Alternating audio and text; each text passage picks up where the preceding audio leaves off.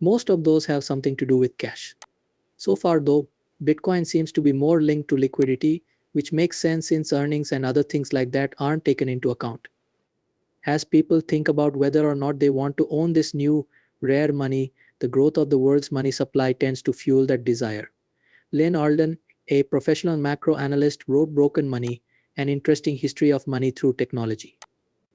Alden says that the world's banks are falling apart and that the richest 1% are getting richer while everyone else is getting poorer. Alden also talks about how energy and technology have made every part of life better except for our old money system. We've been to the moon and made a lot of progress in medicine, but our debt-based fiat economy is still not very reliable. The government that makes paper currencies is trusted by the people. But if it says the same thing over and over, the money will be taken for granted. The Lebanese pound is one of many expensive currencies. Alden says that a lot of currencies, especially those from poor countries, are like that. Some examples are the bolivar and the dollar from Venezuela and Zimbabwe. There will definitely be a return to a sound money system based on a cryptocurrency like Bitcoin, which is the biggest in the world and has a fixed quantity, among other important features that make it the only viable alternative to the current fiat system. Alden is one of these people. The US dollar and other important currencies are still worth more than weaker ones, but when these smaller currencies go away, the dollar will change into the bevar, which is the Lebanese pound. Videos from Alden's most recent conversation, in which he talks about going all in on Bitcoin, will be shown. Follow the channel and set post alerts for movies that are like this one. Watch the whole video. Thank you very much. Both seem to be true to me. And the first way I'd explain it is that world liquidity is the best thing I've found that moves like Bitcoin's price. So for example, if I look at the world broad money supply in dollars, I can see that it has two main parts. Two important things to look at are how fast money amounts are growing, especially the top 10 currencies, and how strong the dollar is compared to them. The dollar is very important because it is used to pay off a lot of global debt. That's like your Lyn unit of account, when the dollar is getting weaker or when the people who print money are on global liquidity, which means that number goes up a lot. And Bitcoin tends to be very linked to that all the way up and down. If you look at exact terms or rate of change terms, you'll see that it's probably more correlated than having is. Having does help though, so it's basically one of those things that are highly correlated. Most capital allocators would treat most risky assets the same way. I would describe risky assets as assets that are likely to go up and down in value. Most of those have something to do with cash. So far though, Bitcoin seems to be more linked to liquidity, which makes sense since earnings and other things like that aren't taken into account. As people think about whether or not they want to own this new, rare money, the growth of the world's money supply tends to fuel that desire. If that goes down or stays the same, it means that people aren't rushing into Bitcoin and are instead putting their money in safer places. That's why I think some of it is just that. Bitcoin's price kind of hit bottom when liquidity did, and it's been going up ever since. We're not in a blooming liquidity situation right now, but things aren't as bad as they were, say, in late 2022. But the other thing is that talk to bank board of directors or major allocators and their views have changed. For example, when I talk about fiscal dominance, the risk of a fiscal spiral, or things like that, or when I talk about inflation that will stay high for a while.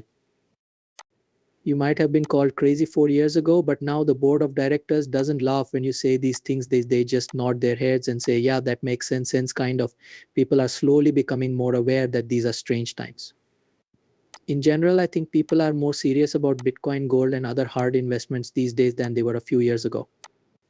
And every time the way I've explained it before is that people who work with Bitcoin, most of them have seen the Bitcoin price chart that looks like a log, and they can see that it has about 4 turns. That picture is something that most people have not seen. And if they've seen the map, they don't really pay attention to it. People care not so much about how many times Bitcoin has come back from the dead as they do about how many times they've seen it happen.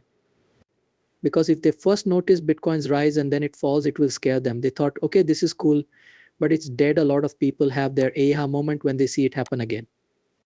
They're like, wait a minute, that's a thing. And for some, it might take a third time to see that cycle, not just believe that Bitcoin has won.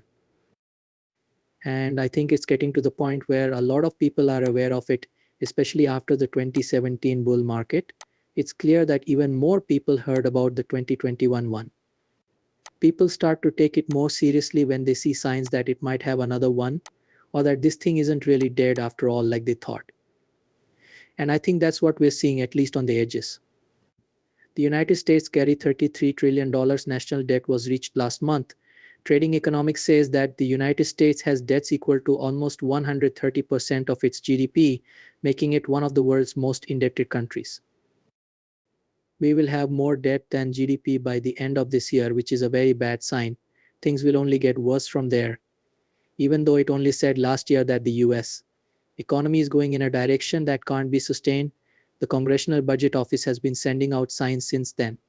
The country's money and jobs issues will get worse until we pay attention to these warnings. The US dollar is on its way to being the next big rescue. During the conversation, Alden also responds to critics who say that because the dollar is the world's reserve currency, we can print as much money as we want for as long as we want without any problems. I remember how much I learned while writing a book, even though when I began writing the book, it came out quickly because I already had a good idea of how it would be put together. A lot of it was going to be based on research I had already done, but I did want to stress a few new ideas. But when I really looked into each chapter, I found new things I didn't know. For example, when I looked into the banking system of the Renaissance or the details of the Bretton Woods system, I learned things I didn't know before. These come up a lot when you go teach something. You learn it even more because you want to be sure of what you're teaching. It's like crossing your T's and dotting your I's in a way that you might not do if you were just learning.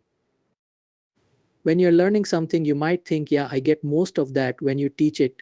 On the other hand, you can go back to that last 10 to 20% and make sure there's nothing secret, anything that will throw you off, or anything that could be very surprising. So looking into some of those sources, it made me really happy to see how much I had learned, even if it was just to try to teach me something along the way. So I think we have two specific examples that show that's not true. One is that gold and silver were the main forms of money in the 1800s. In the United States, there is almost no inflation unless there are short-term wars. You could think of it as a standard of, almost inflation before the Federal Reserve was created, with no structural inflation. And yet that was the time of rapid innovation. Basically railroads, automobiles, electrification, different types of engines were being built, new types of energies were being extracted and used in various ways. Just a huge era of productivity across the world, but especially in these sound money settings. And there was clearly no hindrance to them. So I think that's the first example. The second example is that in tech today, basically the cost of a gigabyte of data goes down 1,000-fold. And instead of just blowing that away, we use 1,000 times more gigabytes than we used to. And so generally with the cheapness comes abundance. You can use more of things that are important. And when people say that you should invest because or that a strongly appreciating unit of account would make investment less likely, they're kind of counting the same thing twice. Because that account will only appreciate if technology gets better over time. If society isn't getting better, then your money isn't really buying you more, right? If we don't change anything,